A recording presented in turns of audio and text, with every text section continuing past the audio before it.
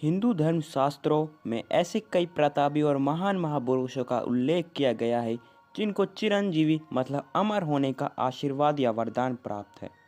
कई पौराणिक कथाओं के अनुसार भारत की जमीन पर कई ऐसे महारथियों ने जन्म लिया है जो हमेशा अमर रहेंगे। तो आज इस वीडियो में हम कुछ ऐसे ही लोगों के बारे में बात करने वाले हैं। नंबर 1, प्रभु हनुमान जी। इनके बारे में क्या कहूँ, महाबली और अपूर्व साहस व प्रभु श्री राम के सबसे प्यारे भक्त हनुमान को कौन नहीं जानता। संकट मोचन के नाम से भी इन्हें जाना जाता है और इन्हें हिंदू धर्म में एक चिरंजीवी माना जाता है। उनको प्रभु श्री रामचंद्र की करुणा प्राप्त है। उनकी श्रद्धा और निष्ठा को देखते हुए प्रभु श्री राम जी ने उन्हें कई सारे वरदान दिए हैं।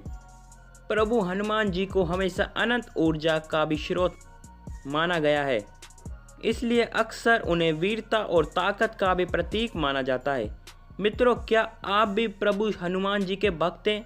अगर हाँ तो ज़रूर बताइए कमेंट बॉक्स में। वैसे अमर होने का वरदान उन्हें माता सीता ने दिया था।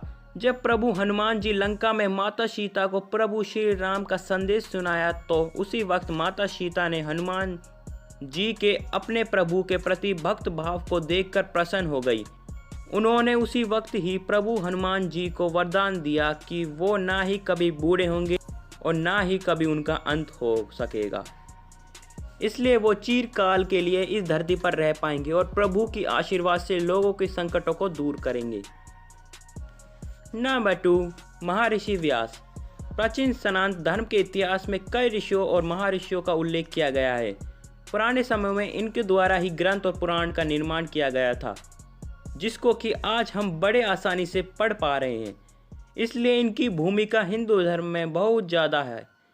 वैसे महर्षि व्यास का नाम तो सबने ही सुना होगा। महर्षि व्यास ने महाभारत की रचना की है। उन्होंने ही इस ग्रंथ के जरिए लोगों के अंदर पांड्य और बुद्धिमत्ता की कमाल खिलाई थी। उनके ग्रंथ से इंसानों की पीढ़ियां दर पीढ़ियां तक विवेक और सत्य के ज्ञान का प्रचार हो पाया। उनका धर्म के स्थापना में जो भूमिका है उसकी परिकल्पना करना हमारे लिए सोच से भी परे है। उनके इसी महत् कार्य के लिए वो त्रेता युग से द्वापर युग तथा कल युग के प्रारंभिक अवस्था को देखने में सक्षम हो पाए। वो महर्षि वशिष्ठ के पोते थे। उनको हम आज भी उनके कृतित्व के लिए याद रखे हुए हैं, जो इस बात को सूचित करता है कि हमेशा अच्छे कर्म किए जाना चाहिए। नंबर 3, परशुराम। हिंदू धर्म के 7 चिरंजीवों के अंदर परशुराम जी भी आते हैं। इनके बारे में भी मुझे लगता है कि आप लोगों को पता होगा।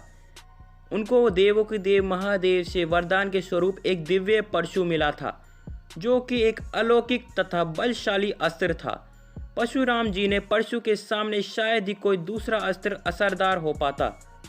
हिंदू धर्म के अनुसार वो पहले ऐसे ब्राह्मण थे जो कि ब्राह्मण तथा क्षत्रिय दोनों में ही धर्मों का एक साथ पालन करते थे। वैसे वो एक ऐसे योद्धा थे जिसको कोई नहीं हरा सकता और उनके शौर्य के सामने कोई भी नहीं टिक सकता था। उन्होंने कई राजा और महाराजाओं को हराया था।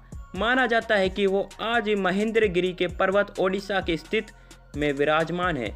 हिंदू धर्म में आपको परशुराम कई ग्रंथों में वर्णित नजर आएंगे। नंबर 4, विभीषण। चौथे चिरंजीवी का नाम है विभीषण, जो कि रावण के भाई थे। रामायण में तो आप लोगों ने इनके बारे में बहुत कुछ सुना ही होगा। इन्होंने प्रभु की शरण ले ली थी जब रावण अधर्म कर रहा था।